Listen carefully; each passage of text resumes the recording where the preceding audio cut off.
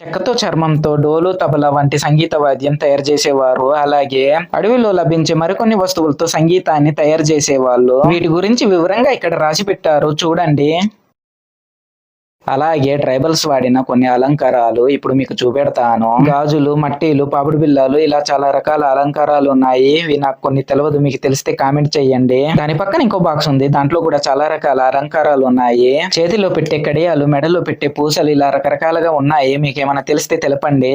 ఇక్కడ కనిపించే వాటిని గిల్లిరకాయలు అంటారు, సౌండ్ కోసం వాడేవాళ్ళు. ఇవి కనిపించే వెదురు దువ్వెన, తల దువ్వుకోవడానికి ఉపయోగించే వాళ్ళు. ఇక్కడ కనిపించేవన్నీ అలంకరణలే, కానీ ఇక్కడ కనిపించినవి చాలా వరకు చాలా రకాల ట్రైబ్స్ యూజ్ చేశారు. ఇవి కనిపించేవి చాలా వరకు ట్రైబ్స్ పూజించే వాళ్ళ దేవుళ్ళ దగ్గర వాడే వస్తువులు. ఇప్పుడు కనిపిస్తున్నవి ఇవి కాళీమాతకు సంబంధించినవి. ఇవి మాత్రం కోయ గిరిజనులు వెలుపుల పండక్కి వాడుతారు. ఇప్పుడు కనిపిస్తున్నాము వీటిని మాత్రం బియ్యం లాంటివి కొలవడానికి ఉపయోగించే వాళ్ళు. సేరు, మానిగ, సోల రాసున్నాయి.